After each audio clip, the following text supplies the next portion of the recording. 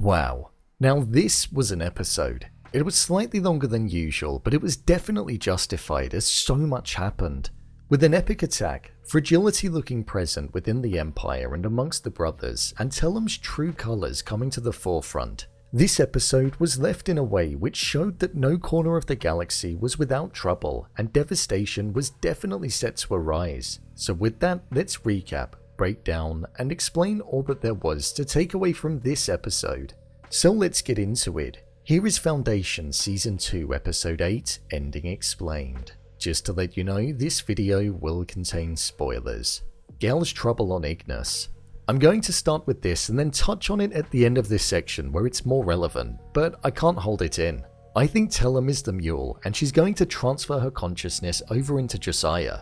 But before we get to the explanation, let's start with the beginning of Gaal's troubles. So Harry was wiped out 2 weeks ago. Salvor was rendered unconscious in the end of the previous episode, and now, during the final part of this episode, we saw that Gaal was on the verge of losing control of her body and her consciousness being rendered to a point where it would no longer exist. Tellem had Gaal kept prisoner inside of this tomb which had dishes up top that prevented her from utilizing her abilities. From there, we saw the strength of Tellem's powers, where she made Gaal believe that she wasn't even trapped inside of there. With Gaal knowing that Seldon was dead but not saying anything about it, and also keeping it buried deep enough inside of her head that Tellem couldn't tell that she knew, it showed the strength that Gaal had within her and why Tellem was so interested in her. We saw nothing more from Gaal until the final part of the episode where she was lying down on the table and we had some major revelations. We saw that Tellem revealed that she'd just completed her second carnation and that she was planning on using Gaal as her third. We knew that Tellem was getting old, but what we didn't know was that she didn't plan on dying. She planned on transferring her consciousness over into Gaal's body, so that she could then live within Gaal's shell for another 60 years, thus allowing her to continue to be worshipped and rule the dictatorship on Ignus. Tellem even revealed that she was the reason as to why Gaal left Synax all of those years ago due to planting it within her as she always planned on using Gaal. The last we saw of Gaal was when it looked like it was going to be completed. However, with Salvor looking like she managed to break free from the tomb and hole in the ground, I imagine she's going to cause some kind of disruption. I'd like to think that when Gaal gets her powers back, if Salvor manages to break her free, that she'll find a way to destroy Tellem. However, part of me does think that this could mean that the Mule could be Tellem. We know that she's against the idea of a second foundation due to everything that she originally said about it. She's familiar with the Mentalics, and if they turn on her and decide to side with Gaal, it could tie into the line that the Mule said in Gaal's vision, when he said, "Where are your Mentalics?" Plus, it could also make her want to seek vengeance against them. Josiah said a really important line, "We don't kill sighted," but if they all side with Gaal and Salvor, then Tellem will most likely no longer stand by that.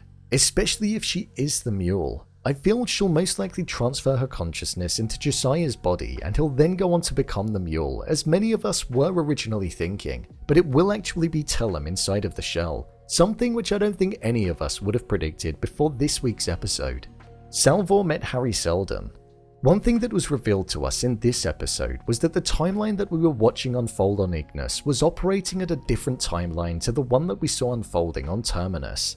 With Salvor and Gaal being locked inside of these tombs that have ability blocking dishes, we saw that Salvor utilized the Prime Radiant to enter the vault following what Harry Seldon said to her 2 episodes ago.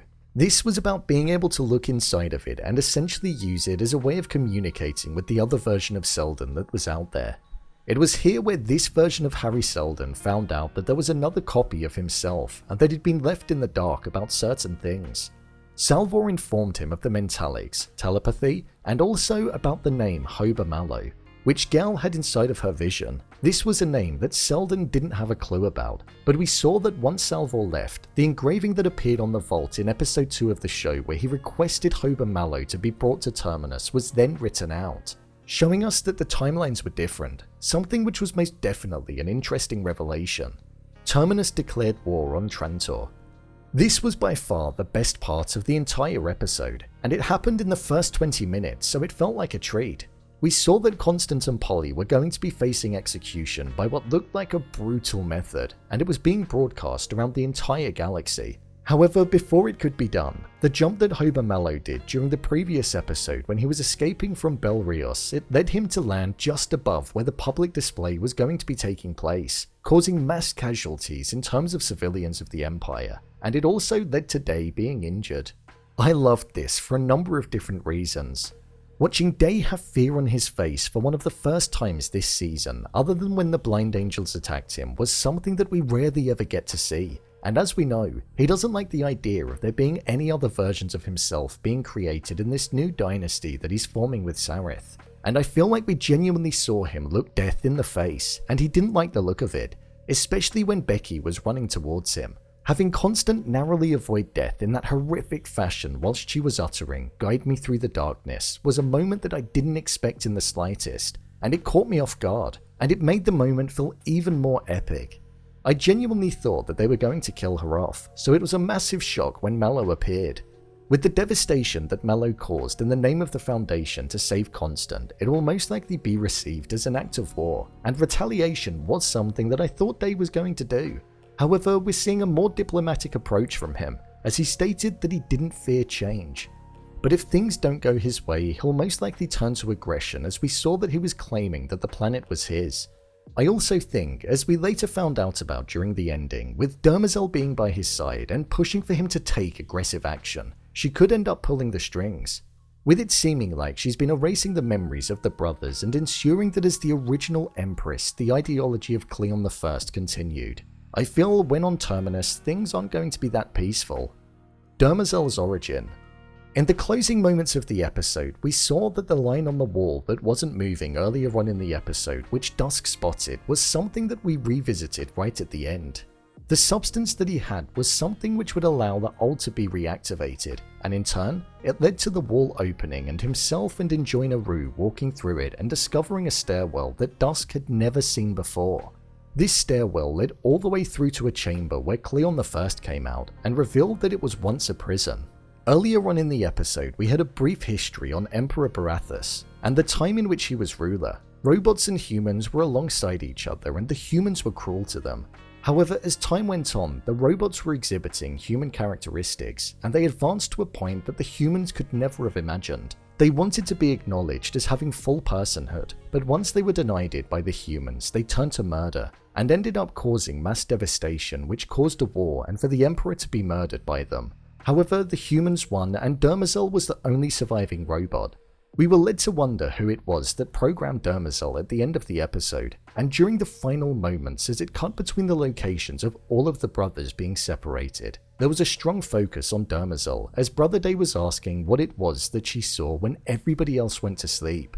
The original design of the brothers is that they were a direct extension of Cleon I and that she was there to serve them. But in reality, it's now very much shaping out to be that they are the puppets, and that Demerzel is actually Cleon I's true heir and his forever empress, somebody who would always be loyal to the Empire and the ruling in which Cleon established all of those years ago.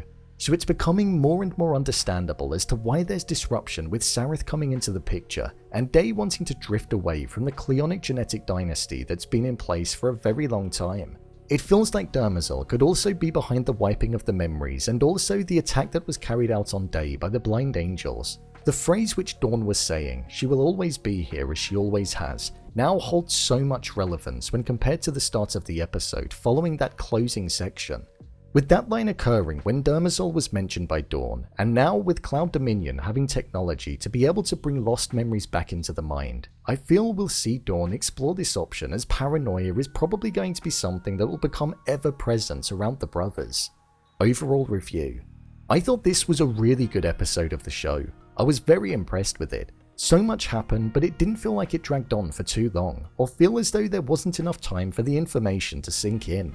If the second crisis, the all-out war that will be taking place, is anything like what we saw in this episode with Mallow landing on Trantor, I think we're in for some amazing visuals and storytelling, and just all-out action scenes. Each individual arc was touched on and progressed in a natural way where consequences were soon to be faced, so it all felt valuable and important. I feel like this season of the show has just gotten better and better the more that it's gone on. And as we build ever closer to the season finale, I wait in anticipation to see what's going to happen. So, there you have it. Foundation Season 2 Episode 8, Ending Explained. What did you think of this episode? Leave a comment down below, and don't forget to subscribe. I'll see you next time.